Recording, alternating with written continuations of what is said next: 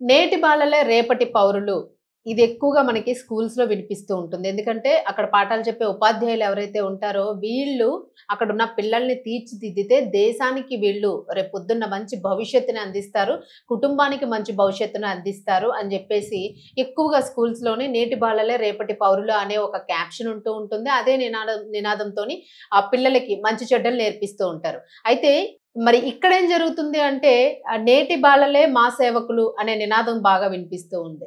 పిల్లలు స్కూల్ పిల్లలు ఎవరైతే ఉంటారో వీళ్ళకి పాఠాలు చెప్పకుండాను వాళ్ళతో కాళ్ళు పట్టించుకోవడము, చేతులు పిసికించుకోవడము, అంతేకాకుండాను ఇంకా కొన్ని రకమైన చేష్టలు చేస్తున్న వింత ఘటనలు ఈ మధ్యన బాగా కనిపిస్తూ ఉన్నాయి. మొన్న రీసెంట్‌గా విశాఖపట్నానికి సంబంధించిన ఒక కాలేజ్‌కి సంబంధించిన ఘటన కూడా చూసాము. ఆ కాలేజ్‌కి సంబంధించిన లెక్చరర్ ఎవరైతే ఉంటారో మరి ఈవిడ ఒక స్టూడెంట్‌కి సంబంధించి అసభ్యకరమైన మెసేజ్‌లు పెడుతూ ఫిజికల్ హెరాస్మెంట్‌కి పాల్పడుతూ ఉన్న మెసేజెస్‌ని పెడుతూ సదరు విద్యార్థిని తన ఆధీనంలోకి తెచ్చుకునే ప్రయత్నం చేసింది. అది మరి దాన్ని ఏ రకంగా వర్ణించాలి అన్నది చెప్పడానికి అది ప్రొనౌన్స్ చేయడానికి కూడా సిగ్గుగా అనిపిస్తున్న పరిస్థితి. మరి టీచర్స్ ఎందుకిలా తయారవుతూ ఉన్నారు? ఉపాధ్యాయులు ఎందుకిలా తయారవుతూ ఉన్నారు?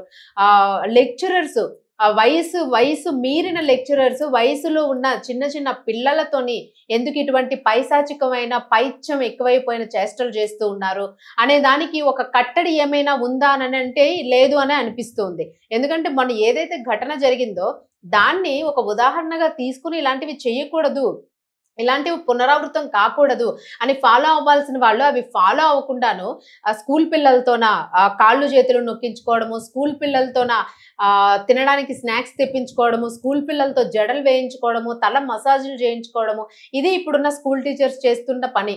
ఇందుకు వీళ్ళకి ప్రభుత్వం జీతాలు ఇస్తూ ఉంది. మరి ఇక్కడ తాజాగా తీసుకుంటే మరి ఇవన్నీ ప్రభుత్వం దృష్టికి వెళ్ళవా అని అంటే ఖచ్చితంగా వెళ్ళాలి మరి. అప్పటికప్పుడు యాక్షన్ తీసుకుంటారు, సస్పెండ్ చేస్తారు. మళ్ళా 4 రోజులైతే మళ్ళా మామూలే. మళ్ళా ఇలాంటోళ్ళు ఇంకొక 100 మంది పుట్టుకొస్తూ ఉంటారు. మరి వీళ్ళకి పర్మనెంట్‌గా ఎలాంటి యాక్షన్ తీసుకుంటే ఇలాంటివి చేయకుండా ఉంటారు అనే దాని మీద అయితే మాత్రము దయచేసి అధికారులైతే దృష్టి సారించాల్సిన అవసరం ఉంది. పదే పదే ప్రతి ఇష్యూలోనూ కూడా అధికారుల్ని అంటున్నారు అని చెప్పేసి మాత్రము దయచేసి అధికారుల్ని తప్పుపట్టాలని అధికారులకి సంబంధించి కానీ ప్రభుత్వానికి సంబంధించి కానీ ఏదైనా ఆరోపణ చేయాలన్నది ఇందులో అసలు ముఖ్య ఉద్దేశ్యం కాదు. ఎలాంటి ఉద్దేశ్యము లేదు. బట్ ఇలాంటి ప్రభుత్వానికి సంబంధించిన బయట జరుగుతున్నవి ఒక ఎత్తు అయితే ప్రభుత్వ పాఠశాలల్లో పనిచేస్తున్న వాళ్ళు కూడాను ఇటువంటివి చేయడం అనేది మాత్రం ఖచ్చితంగా సరైన యాక్షన్స్ లేకపోవడం వలన, వాళ్ళ మీద ఒక సరైన నిఘా లేకపోవడం వలన వీళ్ళు ఇలా చేస్తున్నారు, ఇలా రెచ్చిపోతున్నారు అన్నదైతే మాత్రము ఒక క్లారిటీగా కనిపిస్తుంది.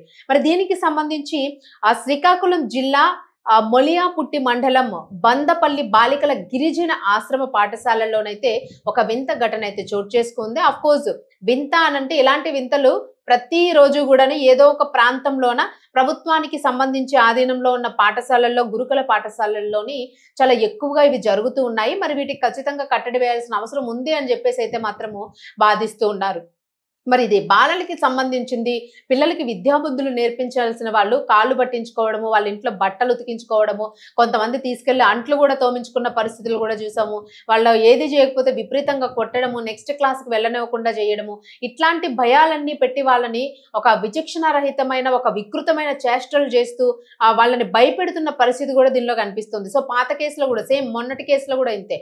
అబ్బాయి ఏవైతే మార్క్స్ ఉంటాయో ఇంటర్నల్ మార్క్స్‌కి సంబంధించి పాస్ చేయకుండా టార్చర్ చేయడము, అందరికీ మెరిట్ వస్తుంది, అందరికీ పాస్ మార్క్స్ అందరికీ వస్తున్నాయి, మరి నాకెందుకు రావట్లేదు అని సదరు విద్యార్థి ఆవేదన చెందడం, మృతి చెందడం ఇవన్నీ మనం చూసాము.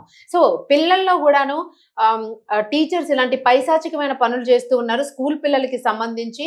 అలాగే ఈ గురుకుల పాఠశాలలకి సంబంధించి కొన్ని లైంగిక దాడులు కూడా జరుగుతున్న పరిస్థితి చూస్తున్నాం. సో ఈ రోజు కాలు పట్టించుకున్న వాళ్ళు రేపు ఇంకేం పని చేయించుకుంటారు, ఇంకెలాంటి చేష్టలకి పాల్పడతారు అనే క్వశ్చన్ కూడా గట్టిగా వినిపిస్తుంది. మరి దీనికి సంబంధించి ఈ ఫొటోస్ అయితే మాత్రము మరి తీసిన మహానుభావులు ఎవరో తెలియదు కానీ ప్రస్తుతం ఇవైతే మాత్రం సోషల్ మీడియాలోని వైరల్ అవుతూ ఉన్నాయి. ఉపాధ్యాయురాలు చక్కగా మంచిగా పవలింపు సేవలోనున్నారు ఆవిడ. మంచిగా పడుకొని చక్కగా చేయబెట్టుకొని ఫోన్ మాట్లాడుకుంటూ ఆవిడ ఎంజాయ్ చేస్తూ ఉంటే పాపం 4 పిల్లలు ఆవిడకి కాళ్ళు ఒత్తుతూ కనిపించారు. 2 విద్యార్థులు వాళ్ళకి కాళ్ళు నొక్కుతున్న పరిస్థితి. ఆడపిల్లలు అందులో కూడా ఇక్కడ కనిపిస్తూ ఉంది. ఆడపిల్లలు పాపం చిన్నారులు చూస్తూ ఉంటాం. చిన్నారుల మీద ఏదైనా చిన్నారులను అసలు ఎలా హ్యాండిల్ చేయాలి, పిల్లలకు సంబంధించి వాళ్ళకి సంబంధించిన బాలల హక్కులు ఉంటాయి.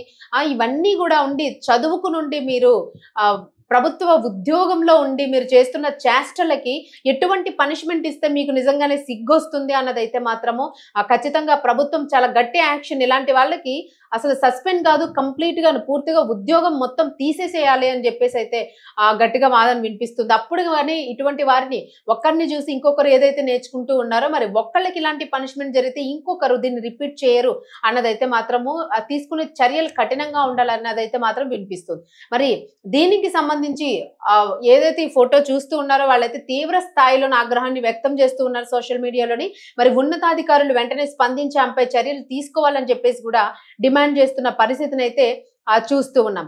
మరి మారుతున్న సమాజానికి అనుగుణంగా ఎప్పటికప్పుడు కూడాను పరిజ్ఞానాన్ని వాళ్ళకి మెదళ్ళలో ఉన్న వాటిని పెంపొందించాలి తప్ప ప్రభుత్వ స్వచ్ఛంద సంస్థలు ఏవైతే ఉంటాయో వీటి సాయంతోనే ఉపాధ్యాయులు వాళ్ళ సాధికారతని పెంచుకోవాలి తప్ప ఇటువంటి వికృతమైన చేష్టలు చేస్తూ వాళ్ళకి సేవలు చేయించుకుంటూ ఆ పిల్లల్ని ఒక అధికారికమైన ఒక పెత్తనం చూపిస్తూ పిల్లలతోని సేవలు చేయించుకోవడము, ఇట్లాంటి పైశాచికమైన చర్యలు చేయడం అనేది మాత్రము నిజంగానే ప్రజల్లో చాలా ఆగ్రహం తెప్పిస్తున్న విషయం. మరి ఖచ్చితంగా ఇప్పుడు ఈ టీచర్ ఎవరైతే ఉన్నారో ఈవిని సస్పెండ్ చేయాల్సిందే, మొత్తం కంప్లీట్ గా జాబ్ లేకుండా ఇటువంటి వాళ్ళకి అసలు జాబ్ ఉండకూడదు, పెన్షన్స్ రాకూడదు, మొత్తం ఏదైతే గవర్నమెంట్ కి సంబంధించిన ఫలాలు పొందుతూ ఉన్నారో వీళ్ళు ఉద్యోగ రీత్యా ఇవన్నీ మొత్తం క్యాన్సిల్ చేయాలి అని చెప్పేసి అయితే మాత్రం ప్రతి ఒక్కరు గట్టిగా వాదిస్తున్న పరిస్థితి కనిపిస్తూ ఉంది. మరి ఈ రోజు ఆ పిల్లలు అయ్యారు, రేపు పొద్దున్న మన పిల్లలే అక్కడ ఉండొచ్చు. ఆ పిల్లలు కొన్ని చెప్పుకోలేని పరిస్థితులు ఉంటాయి ఇలా చేశారు అని. ఎందుకంటే వాళ్ళకి స్కూల్స్ లో మార్క్స్ తీసేస్తూ ఉంటారు, లేదా గట్టిగా బెదిరిస్తూ ఉంటారు, ఐదర్ ఇంకా వాళ్ళ మీద ఏదో ఒక దాడి చేస్తూ ఉంటారు. మరి ఇలాంటి చెప్పుకోలేని పరిస్థితులు వాళ్ళు ఎదుర్కొంటారు కాబట్టి ఎన్ని రకాల కౌన్సిలింగ్ ఇస్తున్నప్పటికీ కూడాను ఇంకా కూడాను కొన్ని మారుమూల ప్రాంతాల్లో ఉన్న పాఠశాలల్లో ఇంకా ఇది కొనసాగుతూనే ఉంది ఈ చర్య అనేది అయితే మాత్రం పెద్ద ఎత్తున ఆందోళన వ్యక్తమవుతుంది. మరి దీనికి సంబంధించి ఖచ్చితంగాను ఏవైతే గురుకుల పాఠశాలలు ఏవైతే ప్రభుత్వ పాఠశాలలు ఉన్నాయో మరి వీటన్నింటికి సంబంధించి ఒకసారి అధికారులు లోకల్ గా ఉన్న అందరూ కూడాను దీని మీద ఖచ్చితంగా ఏ స్కూల్స్ ఉన్నాయి, ఎంతమంది పిల్లలు ఉంటున్నారు, వాళ్ళు అసలు ఎలాంటి ఇబ్బందులకి గురవుతూ ఉన్నారు అన్న దాని మీద ఒకసారి చర్యలు తీసుకోవాలి. పూర్తిగా వీళ్ళకి సంబంధించి కొంత కౌన్సిలింగ్ కూడా ఇవ్వాలి. పిల్లలు ఒకవేళ అలా చెయ్యాలి అని వాళ్ళు ఏమైనా ప్రేరేపిస్తే దానికి సంబంధించి వాళ్ళు కంప్లైంట్ చేసుకునే అవకాశము వాళ్ళకి కల్పించే విధంగాను పూర్తి స్థాయిలో దీని మీద దృష్టి సారించాలి అని చెప్పేసి అయితే మాత్రము అనేక రకమైన చాలా మంది పేరెంట్స్ మెసేజెస్ రూపంలోని ఈ సోషల్ మీడియాలోనే వాళ్ళు మెసేజెస్ అయితే పోస్ట్ చేస్తూ ఉన్నారు. మరి తీవ్ర స్థాయిలోని ఇలాంటివి అనేక చోట్ల జరుగుతున్నాయి కాబట్టి ఖచ్చితంగా దీని మీద ప్రభుత్వం ఒక స్థిరమైన యాక్షన్ తీసుకోవాలని చెప్పేసి అయితే కోరుకుంటూ ఉన్నారు.